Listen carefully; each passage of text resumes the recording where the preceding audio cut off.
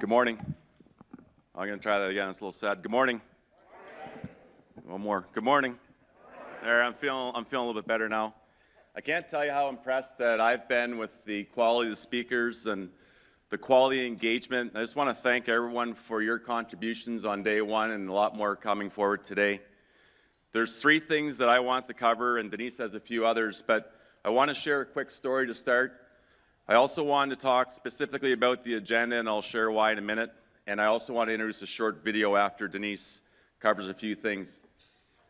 About 6 months ago, February 5th and 6th, we had critical meetings for Hockey Canada. It was the first time that our new transition board, our new board, who's here with us today, met with our hockey members, our provincial hockey members, so Hockey New Brunswick through to Hockey BC, from coast to coast to coast. And I'm not exaggerating to say that the criticality of those meetings were so important, and the success of Hockey Canada moving forward was really tied to the work that had been done before the new slate started, but where will we get to with the board and members over the next 6 or 7 months? And here we sit today. After the meetings, an individual approached me from the members, and I remember the discussion, thanked us for the work that was done and the importance of the meetings. But the person said to me, he said, Pat, you know, when you call Darren Kosser, who many in the room know, our Senior Vice President of Member Engagement, said, when you call Darren Koss, when you call him Koss, I don't feel like I'm included.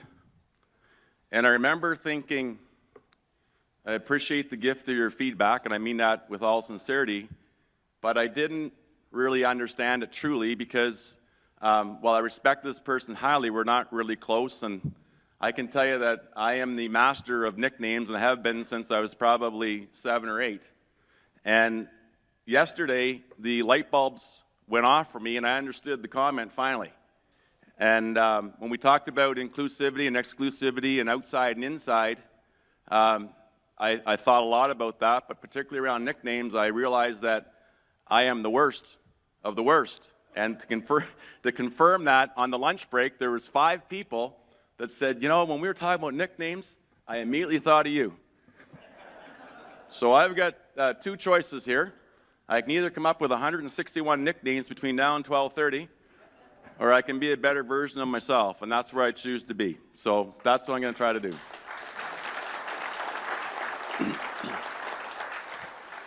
We've had, multiple media sessions, and the media have asked us a lot in the last week and a half, and this came up yesterday as well, and we thought as an executive committee, I'll share the question, but also want to share our answer because I think it answers some of the thoughts and questions that you had yesterday, as do we. But the question that's come up from the media quite a bit has been, why a summit? Why now? And what are the key outcomes? And I think we heard multiple times yesterday, what are the key outcomes? I did a media scrum yesterday at the end of the day, and Bill, you'll be proud to know that I quoted you and talked about the outcomes.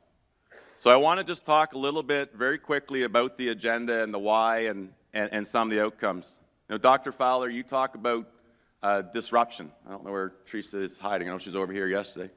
Oh, you moved.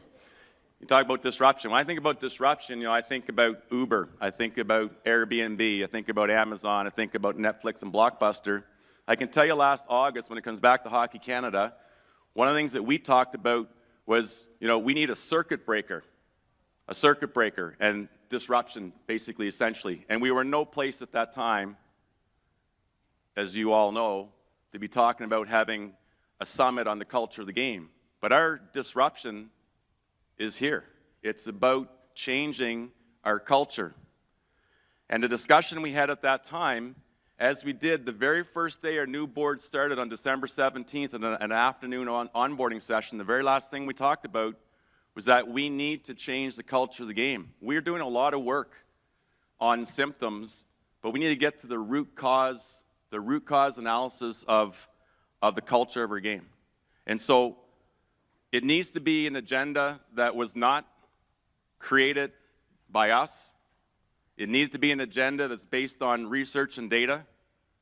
It needed to be an agenda that had the right stakeholders in the room.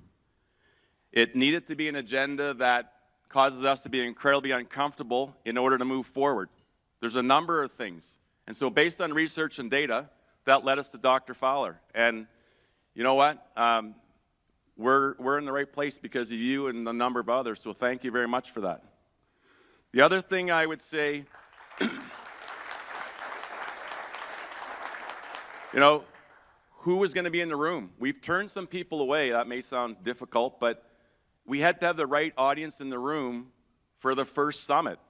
And the data told us that the first summit, while we want to tackle the world, which we need to, had to be on toxic masculinity. That's at the core of the research and data. That's at the core of what we need to do to drive for culture change and be part of that journey. And so we had to have the right people in the room. That's you. We have representation from pond to pro. We have our members. We have junior representation, junior hockey representation. We have the National Hockey League. We have the International Ice Hockey Federation. We have key stakeholders in the room. And we have people that have been really, really harsh on Hockey Canada. And some of us, including someone at the podium, have been criticized about, well, why do we have some of these people here? And with permission, some of you may not know, but Dr. Fowler hasn't been the kindest to Hockey Canada. And you know what? Again, I'm going to thank you for that. Because if we don't have contrary opinions, we don't respect the inherent differences in all of us to collectively be better, we won't be. And so I heard it from some panelists yesterday too. We're all in it together. And so without that push and without respecting different opinions, we can't do it. And there's one other group that we intentionally invited. And I've shared this with the board and the members, so that means that probably a third of the room might not be aware of this. But we have Anne, we have Lorraine, we have Karen, we have Mark, we have Casey, we have other people I'm missing from Sport Canada, from Own the Podium, from other NSOs. Casey represents the summer NSOs. We intentionally did that because we have, as an organization, been accused of being somewhat insular or standoffish. And I can tell you since December, we've tried to make a fundamental shift in that. That's not been intentional. I can tell you it's not been intentional by Hockey Canada, but perception's reality. And the members and the board have heard that from me, and you'll certainly hear a lot from Kathy. So I think we have the right people in the room. I think Denise probably wants me to sit down. But the outcomes. You know, the number one thing we wanted to create was the opportunity to socialize and create conversation in a space that we're not very good. We are not winning gold medals off the ice in this space just yet. And so we need to learn from others, and we need to deliver. And so that's outcome number one. We need to socialize, we need to discuss, we need to learn, we need to unlearn, we need to learn. I'm in big learning mode. I got a lot to learn. The other thing is, and I heard it loud and clear in a media scrum yesterday, and I do want to thank the media here right now. You know, they've been very good to help us promote and celebrate an important moment in our history to move forward. So I do thank the media. I mean that sincerely. But we need to drive action. But as I learned from Bill Proudman yesterday, not your words, Bill, but mine in the media scrum yesterday, we need to slow it down to speed it up. And so we may not have all the actions as a group coming out of today that we want, but we will get there, and this isn't a marketing exercise or ploy. That I can guarantee you.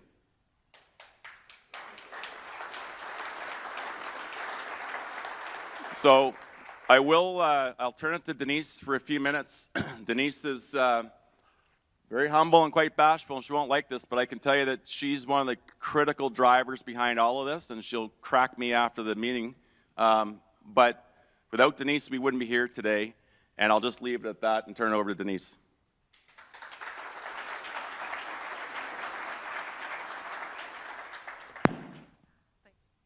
Oh, can you hear me? Yeah. Thanks, Pat. What a day yesterday. I just want to thank, I was really nervous about, we were really intentional, as Pat said, about who we wanted in the room to discuss this really important root cause so we can get to working on the symptoms. And I was worried about the readiness of the environment, and I'm kind of wired that way.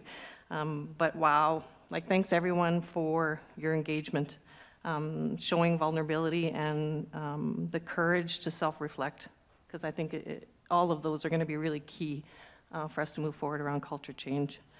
So again, needing to start at the root cause, and I too want to shout out Dr. Fowler, and I'm going to call you Teresa, but it's been a pleasure to work with you. And Teresa's also involved in some of the work we're doing around learning and development, and so just your insights around the research. But I think for me, the thing that I'm enjoying the most about presenters and the panelists and who we brought together today is their mindset.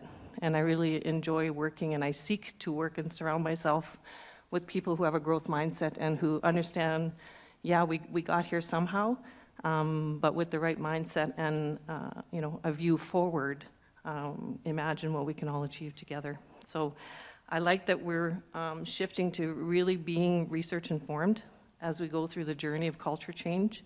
It is going to be a journey, and I know many individuals in this room are going to be challenged with not getting to action soon enough. So I think some of the language we heard yesterday was around let's not lose the urgency, but let's be patient.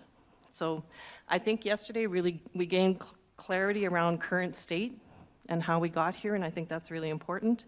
Again, strong desire to shift to action, but culture change is a journey, much like Edie and I work, and I just, again, let's not lose the urgency. We need to do this together, but let's be patient. So far, I think what I heard yesterday, and Dean, as always, what a great summation from yesterday.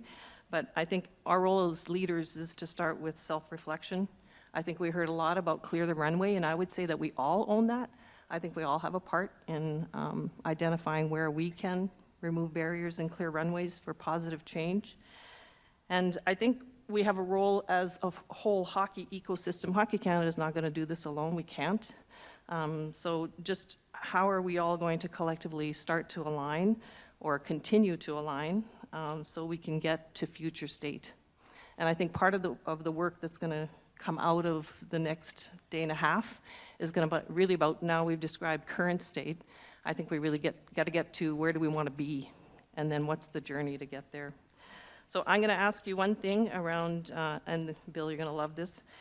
Can you please stand if you're able? And if you believe that every Canadian who wants to play this great game should have the opportunity to do so and have a positive hockey experience.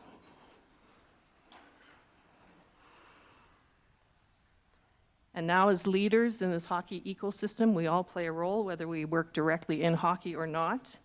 Are you committed to the role you play? Stay standing in the sense of your desire and commitment to join us on this journey. Kathy, we're going to need a bigger bus. Love it. Thank you. Yeah. So we have another great morning ahead. Before we proceed, I'd like to extend some thanks. This kind of summit doesn't come together without some amazing people. I'll start with, first of all, Hugh and the board. Thank you for your commitment as you stepped in turbulent times, but understood the importance of this type of summit. So thank you to the board of directors, and presenters, panelists, and keynote speakers. Again, just the mindset you brought, your engagement on wanting to see change, it excites me in the work ahead. The executive committee, so Pat and I were co-chairs, but certainly a lot of support from the executive committee.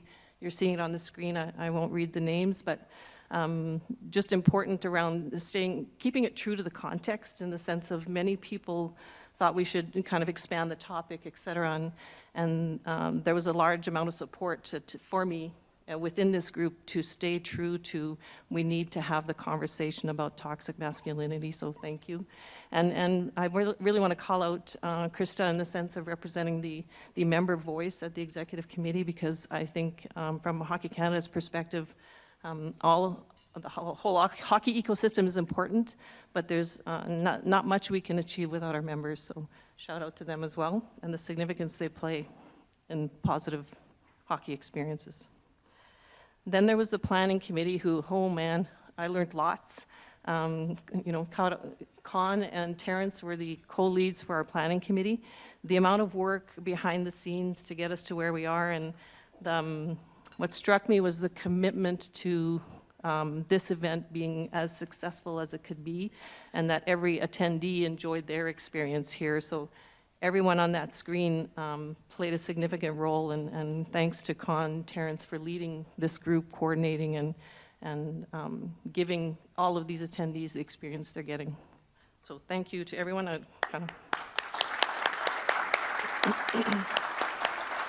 So one part of this was creating the vision, and I'm going to hand it off to Pat, but again, you know, I had a vision for what I'd hoped to achieve in the sense of starting to have difficult conversations that were outside of the game, et cetera, and I'm going to hand it off. Pat's going to explain to you a little bit about how that vision translated into Beyond the Boards. So thank you.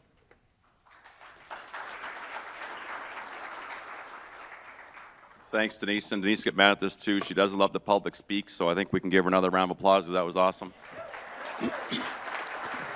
I will need some people to protect me after this. So just briefly, I want to show a clip that's 1 minute and 8 seconds. I had the privilege of working in the National Hockey League from 2008 to 2011. I had lots of hair. It was black at that time. I might be one of the few people leave the NHL without getting fired. But I had the opportunity to work with 2 people there. Debbie George, who now works with us, our Senior Vice President of Marketing and Community Engagement, and a gentleman who's not here today, Joey Angelis, who's an incredible talent, a graphic designer, and I can't do justice to the talent that he brings to the table. But I do remember one time in Edmonton, we were talking about something and an idea for a promotion, and you know, shortly thereafter, Joey and Debbie, like Joey gets the crayons out, a little charcoal pencil, he said, "Yeah, something like that?" I said, "Holy jeez, yeah, that's kind of it right there." So we embarked on the summit, as you know, and of course we wanted to have something that represented moving forward. And you know, the discussion with Joey and Debbie was really, really good, unbelievable. And the more Joey heard from a number of us, this is what we came up with for a logo. And it takes those that know the industry, it would be 3 to 4 weeks at least to create this. So the minute and 8 second video doesn't do it justice. But we just felt that it was so important to share with this group the importance and the symbolism behind it, that Debbie was good enough with her team, Jen Robbins and others, to put this together in short order and have it ready for today. So I'm going to ask that we play the video. Thank you.